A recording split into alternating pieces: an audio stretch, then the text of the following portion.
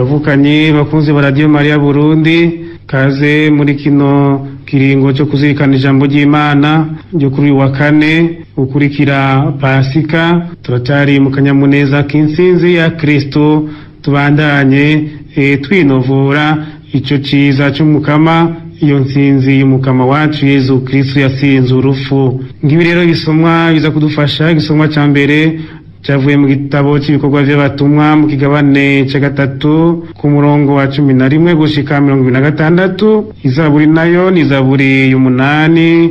Inkuru nziza tuza kuzirikana ni muri Luka kigabane cya 24 kuva ku muri 35 gushika 48. Ivyo dusoma mu gitabo cy'ibikorwa by'abatumwa. Muri irya misi ishengero ngo ribone ko ca kimuga Petero na Yohani bari bakijije kitabavirira, rishwa badukira rimwe, rijiyo bari ku muryango witwa wa Salomoni barumigwa. Petero abibonye abarishengera ati, mw'Abanyisirayeli, ikibatangaje muri ivyo ni iki? Ko muduhanze amaso nk'uko umengo twakijije uyo muntu kubw'ububasha bwacu canke kubera icubahiro dufitiye Imana? Haba n'intete, ni Imana y'abasokuru yaninahaje umusavyi wayo Yesu, umwe mwahereza Pilato mukamwihakana imbere yiwe,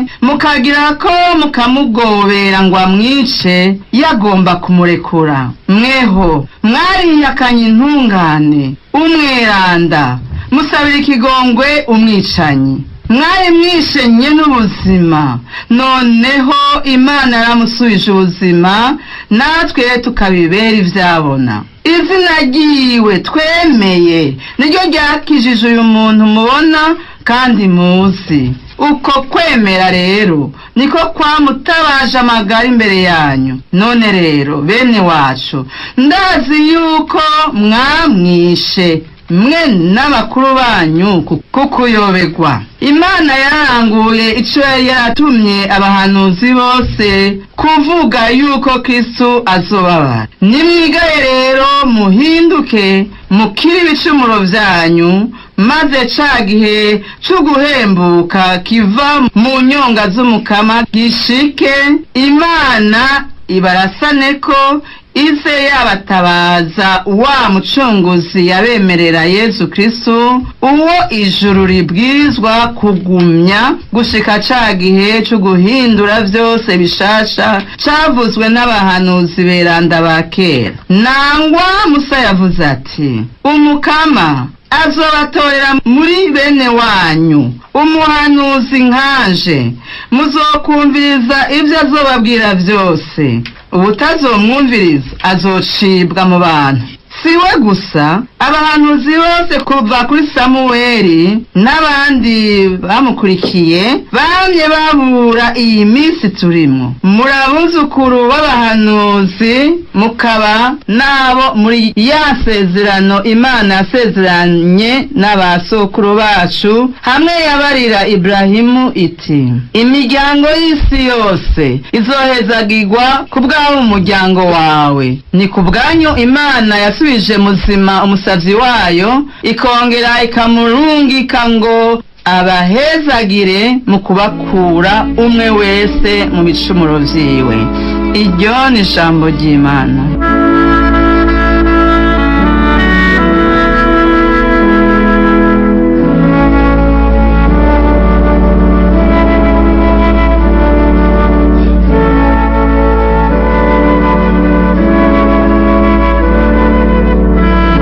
Mukama Mana yacu, izina ryawe nagahambaye ku isi yose.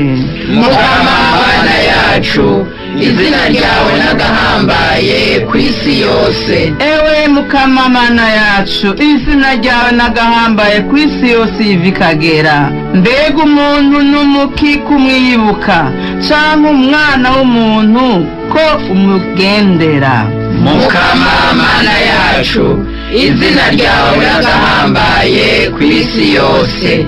hari hasigaye gato ukamuringaniza n'Imana, umutera iteka, umutera ishaza, wamuhaye kuganza ivyo waremye, ushira vyose munsi y'ibirenge vyiwe. Mukama Mana yacu, izina ryawe n'agahambaye kw'isi yose.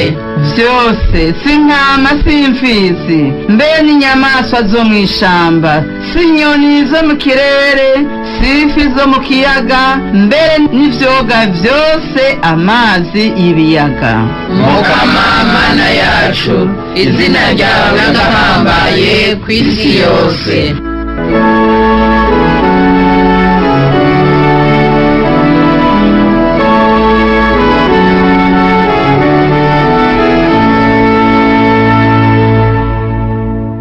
ubu naho twumvirize inkuru nziza.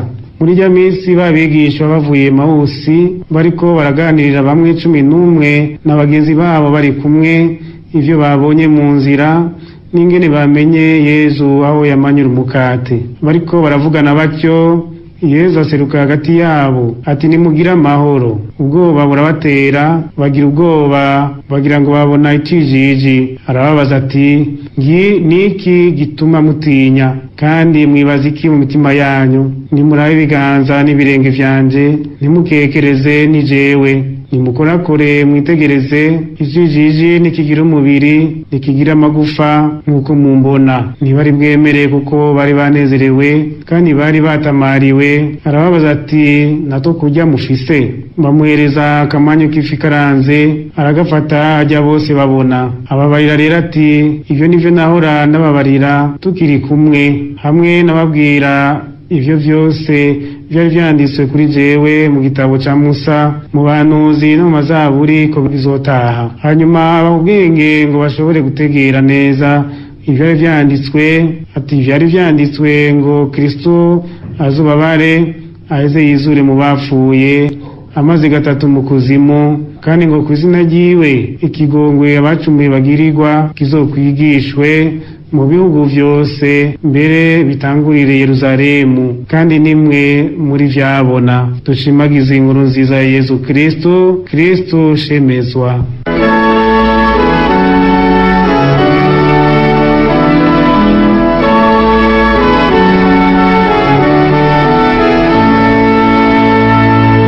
Kw'izina rya Data na Mwana na Mutima Mweranda, amen. Nimugire amahoro. Bavukanye, turacari mu kanyamuneza ka Pasika, ya Pasika y'Umukama. Twaraye duhimbaje kuri wa gatandatu, twayiteramiye ku Imana twayihimbaza, n'ubu turacabandanya. Iminsi 8 yose ni iminsi ya Pasika. Intsinzi ya Kristo rero ni intsinzi itari y'agasesesha rumuri, ni intsinzi y'ukuri. Yarazutse, yarasinze urupfu, ntakiri mu cobo, ntakibarizwa mu bapfuye, ahubwo ni muzima mu myaka yose. Abatumwa ba mbere baragize uko bashoboye kugira ngo bamenyekanishe, bashingiye naye Kristo na Pasika yiwe nyeranda, ngo bose bayimenye kandi bahinduke. Uno munsi turabona ingene Yezu Kristo yatangiye kwiyereka biwe, mbere mu kubireka bwa mbere ababwira ati nimugira amahoro. Kristo Yesu yaje kudutekanya kugira ngo dusindire ivyo vyose bidukura ku Mana, biduhagarika imitima. Yezu ari n'intsinzi y'ukuri. Mu gisomwa ca mbere rero turabona ivyakurikiye nyuma yaho Petero na Yohani bakijije ca kimuga caguma gishera, ngo hari imbere y'isinagoga hariya i Yerusalemu. Mbere abantu baje babaza barinjira mu sinagoga, inyakimunga kigaragara imbere y'umuryango witwa Mwiza, maze kikaguma kibashera. Abantu bose binjiye arabaha udufaranga, kigasha mu mfuko kibika. Haza kuza rero Petero na Yohani, abatumwa n'amafaranga bari bafise, batungwa nyene n'abandi abemera babazanira utubafungura. Hanyuma rero bagize barinjira, basanga cya kimuga nyene gishera, kirabatega amaboko nk'abandi bose. Maze Petero na Yohani barahagarara barakiraba, naco kirabaraba, kirabatega amashi amaboko yompi, kirango baza kuzuzamo ibifaranga vyinshi. Petero na Yohani barakibwira bati twebwe nta zahabu dufise, nta n'ifeza dufise, ariko icyo dufise turakiguha. Bari bafise ukwemera koko muri Yezu Kristo yuko umukama Yezu ashobora kumukiza kandi akamugirira neza. Nicyo gituma rero Petero yavuye atera mwijwi n'umutima wo kwemera, umutima gukunda Kristo, gukunda Yezu, afise ububasha bwose. Ati ku izina rya Yezu Kristo w'i Nazareti haguruka, ku izina rya Yezu Kristo w'i Nazareti haguruka. Ayo majambo yayavuganye umutima ukwemera gukomeye. Yezu Kristo acararangura ico gikorwa cyo kumukiza, kuko Petero acamufata ukuboko, nyamukimuga kirahaguruka, imitsi irasubira gororoka, amagufa araterana neza, kirivina kirikina amatavu, abo muntu muzima abantu bose ku buryo batangara bibaza ibibaye ivyo ari vyo. Cya kimuga kinanaza Imana kiragendanira rero Petero na Yohani. Bano nabo bacaboneraho rero gutanga inyigisho, kuko abayahudi bibaza bati ni Petero na Yohani bagikijije ku bubasha bwabo. Petero rero aboneraho gutanga inyigisho y'ukwemera irora kuri Kristo yasinze urupfu, Yezu yazutse. Ati si twebwe twamukijije, si twebwe twamukijije ku bubasha bwacu, ni ku bubasha bwa Yezu Kristo. Aremera Petero, aremera ko we na Yohani babaye biraro gusa. Imana icisha ku bubasha bwayo, Kristo Yezu acisha ku bubasha bwayo, kugira ngo ikimenyetso bakoze gishobore gushika kigaragare. Ati n'izina rya Yezu umwe mwakiriye ubwo gufa niryo ryamukijije. Bamucira ubwo gufa, bamucira urwagondagonde, atakabi bamusanze ko bapfa kumuremeka urubanza rubi. Mbega na Pilato ngo umwe Pilato yashatse kumurekura mukamusabira ubwo gufa, na Pilato nawe nyene yabuze umutima rugabo wo kurinda ngo ahagarire ubutungane, kuko harageze igihe ati nimuzana amazi akarabe bose ngo amaraso y'umuntu ntazangweko, kandi yari gushobora kumurekura kuko afise ububasha bwose. Arabo umuntu nawe nyene abo mugabo niryo ntihagararira ubushinga ntahe, ntihagararira ubutungane. Naho rero ngo mwamwihakanye, Imana yaramugarukiye. Mwarihakanye intungane, mwihakana umweranda. Hariho umwambuzi Baraba, umwe Baraba bavuga bati ngo duhe Baraba, Yesu nawe bamwice ngo kumusaraba. Nguko uko umwana w'Imana yapfuye yanzira karengane yamanitse ku musaraba. Ariko rero ngo Imana yaramusubije muzima. Aya majambo rero mu kuyabwira abayahudi, Petero yarazi neza yuko bakora ku mutima. Bose barigaya bakabura, bakarya ivyatsi, bakabura ayo bacira nayo bamira, bakagira ikimwaro cyinshi, bakagira amasoni menshi, kuko bari bateterewe. None ko yari yazutse kandi vyagaragaye, imva yiwe ko yari yasigaye igaragara, ata muntu ariyo, bari kubihakana gute? Ni ikimenyetso simusiga yuko Yezu Kristo yazutse. Petero n'abandi batumwa baracishimikiza koko, kandi bakavuga nyene atabwoba atamakenga, bati turi vyabona vivyo vyabaye, mwaramwishe mwaramusogose, none Imana yarabatetereje, yaramusubije muzima. Uwo ni muzima mu myaka yose, inganji yose ni kwiwe. Ariko akagaruka Petero akavuga ati ndazi ko mwamwishe mwe n'abakuru banyu kuko yobegwa, kuko utamenya. Ubu rero niko kanya ko kwihinduka, kuko kwigaya guhinduka, bagaruke mu nzira nziza. Mbere baratubwira mu bitabo nyene cy'ibikorwa by'abatumwa yuko amajambo menshi meza Petero yababwira yacatuma bigaya bakaronka ibatisimu, bakaronka ibatisimu. Mbere muri kino gisoma niho atubwira ati nimwigaye rero ngo muhinduke mukire ibicumuro vyanyu. Ubwa buhakanyi abayahudi bari rurangiranwa mu guhakana, mbere mu guhakana Yezu Kristo ko atari umwana w'Imana. Ubu yajerekanye, nta kindi citwazo bafise, ngo ni kubwanyu Imana yasubije muzima umusavi wayo. Benshi baremeye barabatizwa bagaruka mu nzira y'Imana. Kristo rero ni muzima, kubwiwe kubw'insinzi yiwe twarakize, twararonse inzira izo dushikana kwa Data. Ico gutuma twosaba natwe bavukanye ngo ububasha bwa Pasika ubandanye bwigaragaza mu bantu, bwigaragaza muri twebwe mu buzima bwacu bwa misi yose. Duhebe ibicumuro kubw'amasakramento ya Yezu Kristo Yezu Kristo yadusigaranye insinzi yiwe gume yigaragaza muri twebwe mu bemera bose, cyane cyane muri amasakramentu nk'ibatisimu, tuboneraho no gusubira kukeza abakristo bashasha baraye babatirijwe muri kino giteramo ca Pasika, baratoranye ikiruta ibindi, barazukanye na Kristo, na twebwe twese twarabonye akagiye ko subiramo indagano zacu zibatisimu. Ese umukama dukomeza maze tukabana tudasitaye gushika umunsi wenyene azoturonsa imera yabagendeye ukwemera kukuri. Mu gisoma cy'inkuru nziza naho turabona ingene Yezu Kristo yabonekeye abatumwa be ba mbere, akaba ko nubonekera bwa mbere akabifuriza amahoro. Yezu Kristo iraje kubatekanya ngo bashire ubwoba. Babigisha b'Emausi bari bagarutse baje kwiganira bene wabo bashigaye Yerusalemu ngo babiganire ingene babonye Yezu yabonekeye, maze akabiyereka neza bakamumenya igihe amanyura umukate. Abo babigisha b'Emausi ni babandi bari bataye ukwemera bihebuye, batashe bavuga ati nta kundi twari twizigiye ko ari bazokiza Israeli, none haje gatatu bamugandaguye. Aho rero basubiye muhira niho Yezu Kristo yabegera bagafatana urugendo, mbere akabagurira ubwenge kugira ngo bategere ivyanditswe byose kuri we, akagenda basigurira abahanuzi, akabasigurira Musa, abazaburi, ibyo byose bimwerekeye bagava bagatahura, gushika naho amanyura umukate muri yanzu barimwo, amaso yabo agakanura bakamumenya ko ari Kristo Yezu agendanye yabiyeretse. Ako kanya ngo agacanyika n'akanyamuneza kenshi, babigishwa bagasubira inyuma Yerusalemu, bakagenda bariruka bagende kumenyesha bene wabo basigayeyo ko Kristo ari muzima yazutse. Ngo bagishika basanga umukama nawe arahashitse, bakoranye bari bakinze inzugi gutinya Abayahudi, maze akababwira ati nimugira amahoro. Bagira ubwoba bwinshi, nawe ntibura kubugira babonye ibintu by'ibitangaza ko Yezu Kristo yaje inzugi zugaye, maze bakabura aho yaciye, bagiye bagira ngo ni ikijiji, ngo baje bagira ngo ni umuzimu.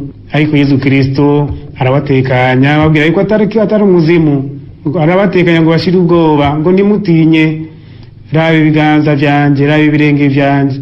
Abereka nyene hamwe hari imisumari, hamwe haci imisumari, habandega impambo z'ivyuma, imisiga ataruka, imisiga cika n'amaso agataruka.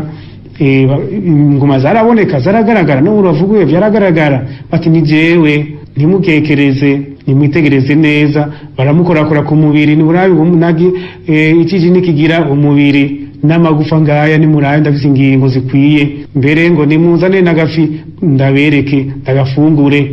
Maze baramuha arafungura, bose babona ko ari Yezu Kristo, bareza barahimbagwa, barategera neza ko ari Kristo yazutse, ari n'ububasha bwose, bwa bubasha butuma ashobora kuza n'inzugi zugaye akaza, bakaza bamubona imbere yabo. Uwazutse nuko ameze, yazukanye ububasha bwose mwijuru, kwisi no mu kuzimu kw'inyenga, nta kimwe kimusoba. Araheza arabwira ati ivyo nivyo nahora ndababwira, ndababarira ko vyose vyanditswe mu gitabo ca Musa, mu bahanuzi no mu mazaburi, ko bizotaha. Ivyanditswe vyeranda bizotaha, bizoranguka. Handitswe ko Kristo azobabara ngo aze yizure nako amaze gatatu mu kuzimu, kandi kw'izina ryiwe ikigongo yabacumuye bagirirwa kizokwigishwe hose. Nguho rero iminsi 3 iheze, ku munsi wa gatatu Yezu yarazutse, sije imbeshere ngo ni mwebwe muri vyabona. Yashatse kubatuma rero ngo bagende babwira abandi, maze bigishe ivyo biboneye nabo nyene. None bavukanye mu kubandanya twinovora insinzi y'umukama, dusabe Yezu Kristo uyabonekeye abigishwa biwe ba mbere, akabakomeza mu kwemera, natwe by'ukuri adukomereza ukwemera kwacu. Kenshi na kenshi turagoyagoya, tugatwagwa n'icyo ubuzima bwano ku isi buduhenda cyane, ugasanga turikwiye ku Mana. Ese umukama dukomeza mu kwemera kwacu, tumukurikire tutakebaguzwa, adumutima ukwemera gukomeye. Icya kabiri, dusabe Yezu Kristo we yatanze amahoro, yazukanye amahoro menshi, akaza gutekanya ubutumwa biwe natwe duha amahoro bene ayo iwazutse, amahoro yavuye ku ntsinzi yiwe ya Pasika. Aduha amahoro mu gihugu cacu, kuko amahoro adashimikiye kuri Kristo ntawe ashobora gushikana. Aturonse amahoro mu miryango yacu, imiryango itarondeye amahoro muri Yesu ntawe ishobora gushika. Aduhe amahoro mu buzima bw'umwe wese, maze yumve ko atekanye ahari mu mahigo no mu marushwa, uri kumwe na Kristo uheze utekane, uzi yuko yasinze n'ubu abandanya kubona. Uko ndagufise Mukama, ico notinya niki? Icanyuma naho nitwosaba twemere inyigisho zivuye mu vyanditswe vyeranda. Haje ivyanditswe vyeranda vyose vyanditswe ku bubasha bwa Mutima Mutagatifu, kandi ni ivy'ukuri. Twamwe tuvyisomera, twisomere cyane cyane mu bikorwa gitabo cy'ibikorwa by'abatumwa muri no minsi, eka ubuzure bwose bushasha na bwa kera, tuze tubukuremwo inyigisho ziduhindura mu buzima bwacu. Hahiriwe ngo abazemera ataco barinze kubona. Nuri bavukanye tubisabiranire. Ndabifurije Pasika nziza mwese. Yezu yasinziye urupfu, abandanye babera inkinzo misi yose. Bikira Mariya nyina uwazuse nadusabire ku izina rya Data na Mwana na Mutima Mweranda. Amen.